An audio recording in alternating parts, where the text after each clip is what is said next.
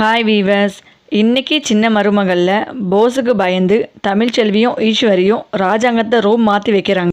Pose போதை மருந்தை எடுத்துக்கிட்டனால தான் பெரியப்பாவே கொலை பண்ண ரூமுக்கு வரான். அங்கே ரூம் பூட்டி இருக்குது. கதவு திறமான்னு சொல்லிட்டு ரொம்ப ஆக்ரோஷமாக நடந்துக்கிறான். ஈஸ்வரி எப்படியோ சொல்லி புரிய வைக்க பார்க்குறாங்க. அவன் புரிஞ்சுக்க மாட்டேங்கிறான். அதுக்கடுத்து ஈஸ்வரி கதவை திறந்து விடுறாங்க. ரூம்குள்ளே வந்து கத்தி எடுத்துகிட்டு ராஜாங்கத்தை குத்த பார்க்குறான். ஈஸ்வரி எவ்வளோ தடுத்து நிறுத்துறாங்க. டே அப்படி பண்ணாதா, பெரிய பாடா, அவர் நமக்கு எவ்வளோ நல்லது பண்ணியிருக்காரான், கொஞ்சமாவது யோசித்து பாடுறான் அப்படின்னு சொல்லுவோம்.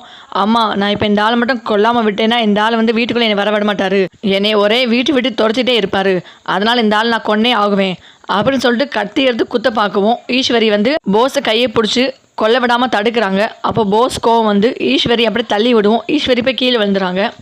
அது மட்டும் இல்லாமல் மறுபடியும் கத்தி எடுத்துகிட்டு மறுபடியும் குத்த வராங்க.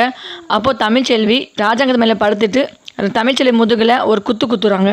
தமிழ்ச்செல்வி குத்து வாங்கிட்டு ஐயோ அம்மா முடியல அப்படின்னு சொல்லி கத்தவும் ஈஸ்வரி மறுபடியும் எஞ்சிட்டு வந்து ஏன்டா கொலைக்காரி பாவி இப்படி பண்ணிட்டேடா, இப்போ எல்லாரும் பார்த்தா என்னடா செய்வாங்க அப்படின்னு புலம்பி தள்ளிட்டு இருக்கும்போது அங்கேருந்து போலீஸ் உள்ளே வராங்க. என்னம்மா ஆச்சு, யாருமா கத்துனா, என்ன ஆச்சுன்னு அப்படின்னு கேட்கவும் தமிழ்ச்செல்வி முதுகில் கத்தி இருக்கிறத பார்த்து கத்தி உங்கள் உடம்புல எப்படி வந்துச்சு, யார் குத்துனா அப்படின்னு சொல்லுவோம். போஸ் அங்கே நிற்கிறாங்க. இவர் தான் சார் என்னை குத்துனாரு அப்படின்னு சொல்லிட்டு தமிழ்ச்செல்வி கை நீட்டுறாங்க. அடுத்து போஸை பிடிச்சிட்டு போலீஸை பலாரன்னு முகத்திலே விடுறாங்க. ஏண்டா எவ்வளோ தைரியம் இருந்தால் அமைச்சர் ரூம்லேயே வந்து அவங்க மருமகளை குத்திருப்பேன், ஏண்டா அப்படி பண்ண அப்படின்னு சொல்லவும் அவர் பதில் சொல்லாமல் இருக்கார். உடனே தமிழ்ச்செல்வி, சார் இவர் வந்து என் மாமா தான் சார் கொலை பண்ண வந்தார், இந்த கத்தி குத்து வந்து என் மாமாவுக்கு பட வேண்டியது, ஏன் முதுகில் பட்டுச்சு அப்படின்னு சொல்லவும் எவ்வளோ தைரியம் இருந்தால் இப்படி பண்ணியிருப்பேன் அப்படின்னு சொல்லிட்டு போலீஸ் தரன்னு போஸை இழுத்துட்டு போகவும் ஈஸ்வரி பின்னாடி கதறி அழுகிறாங்க. சார் அவன் தெரியாமல் செஞ்சிட்டான் சார், அவன் பண்ணது தப்பு தான் சார், தயவுசெய்து அவன் மன்னிச்சிடுங்க சார் அப்படின்னு சொல்லிட்டு புலம்பிட்டே வராங்க. அடுத்து தமிழை சிஸ்டர் கூட்டிகிட்டு போய் டெஸ்ட் பண்ணி பார்க்குறாங்க. முதுகுலேருந்து நிறைய பிளட் போயிட்டே இருக்குது. மேடம் உங்களுக்கு ரொம்ப பிளட் லாஸ் ஆகிருக்கு, பிளட்டு போடுறது நிற்க மாட்டேங்குது, அதனால் தையல் போட்டே ஆகணும் அப்படின்னு சொல்லுவோம். தமிழ் சரி போடுங்க மேடம் சொல்கிறாங்க.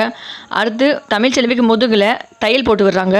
அடுத்து தமிழ்கிட்ட அந்த கத்தி வந்து முதுகில் ஏறினால இன்ஃபெக்ஷன் ஏதாவது ஆயிருக்கான்னு பார்க்குறதுக்கு பிளட் டெஸ்ட் எடுத்து பார்க்கணும் அப்படின்னு சொல்லுவோம். சரி சிஸ்டர் பாருங்கன்னு சொல்கிறாங்க. அடுத்து தமிழுக்கு பிளட் டெஸ்ட் எடுத்து பார்க்குறாங்க. அதில் டெஸ்ட் ரிப்போர்ட்டில் வந்து இல்லை இன்ஃபெக்ஷன் ஒன்றும் ஆகலை அப்படின்னு வந்துட்டு கடைசியில் ப்ரெக்னன்சி பாசிட்டிவ் வருது. அதை பார்த்துட்டு சிஸ்டர் வந்து கேட்குறாங்க, என்ன மேடம் நீங்கள் குழந்தை உண்டாயிருக்கீங்களா அப்படின்னு சொல்லுவோம். இல்லை சிஸ்டர் நான் குழந்தையில ஒன்றும் உண்டாவலே அப்படின்னு கேட்குறாங்க. உங்கள் பிளட் ரிப்போர்ட்டில் ப்ரெக்னன்சி பாசிட்டிவ்லேயே வந்திருக்கு அப்படின்னு சொல்லுவோம். அப்படியா மேடம், நான் அதை பற்றி யோசிக்கலையே அப்படின்னு சொல்லிட்டு அடுத்து தமிழ் யோசித்து பார்க்குறாங்க. ஆமாம் சிஸ்டர், நான் தலை குளிச்சே 3-4 மாதம் ஆகுது அப்படின்னு சொல்லுவோம். என்னம்மா இப்படி அசால்ட்டாக இந்த காலத்தில் இருப்பீங்க, நீ எப்போ தலை குளிச்சேன்னு கூட உனக்கு தெரியாமல் இருக்குமா அப்படின்னு சொல்லுவோம். இல்லை சிஸ்டர் ரொம்ப டென்ஷனாக இருந்தால் நான் அதை பற்றிலாம் கவனிக்கல, சரி விடுங்கம்மா, இந்த விஷயத்தை போய் உங்கள் வீட்டுக்கார சொல்லிட்டீங்களா, ஃபஸ்ட்டு அவனை தகவல் சொல்லுங்கம்மா அப்படின்னு சொல்லிட்டு இருக்கும்போதே சேது அங்கே வந்து நிற்கிறாங்க.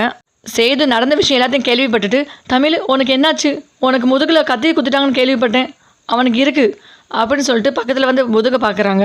அங்கே இருக்க சிஸ்டர் சொல்கிறாங்க, சார் நீங்கள் பயப்பட தேவையில்லை, முதுகில் நாங்கள் வந்து ஸ்டிச்சிங் பண்ணியிருக்கோம், ஒன்றும் பிரச்சனை இல்லை, அது மட்டும் இல்லாமல் உங்களுக்கு ஒரு நல்ல செய்தி அப்படின்னு சொல்லுவோம். என்ன சிஸ்டர் சொல்கிறீங்க, உங்கள் மனைவி மாசமாக இருக்காங்க அப்படின்னு சொல்லுவோம். என்ன சிஸ்டர் சொல்கிறீங்க அப்படின்னு கேட்கவும், ஆமாம் சார், நாங்கள் வந்து இன்ஃபெக்ஷன் ஆச்சா இல்லைன்னு சொல்லி பிளட் டெஸ்ட் எடுத்து பார்த்தோம், அதில் ப்ரெக்னன்சி கன்ஃபார்ம் சொல்லிட்டு ரிப்போர்ட் வந்திருக்கு சார் அப்படின்னு சொல்லுவோம். சேதுக்கு என்ன பதில் சொல்ல தெரியாமல் கண் கலங்கி நிற்கிறாங்க. தமிழை பார்த்து, தமிழ் உண்மையாக தமிழ், இந்த ரிப்போர்ட் இருக்கிறதுல உண்மையாக தமிழ் அப்படின்னு சொல்லுவோம். ஆமாங்க, எனக்கே தலை குளிச்சது எனக்கு ஞாபகமே இல்லை, 3-4 மாதம் எனக்கு ஆச்சு டேட் வந்து அப்படின்னு சொல்லுவோம். சேது தமிழை கட்டி பிடிச்சி அழுகுறாங்க. ஓகே வீவர்ஸ், அடுத்தடுத்து சின்ன மருமகளில் இதான் நடக்க போகுது.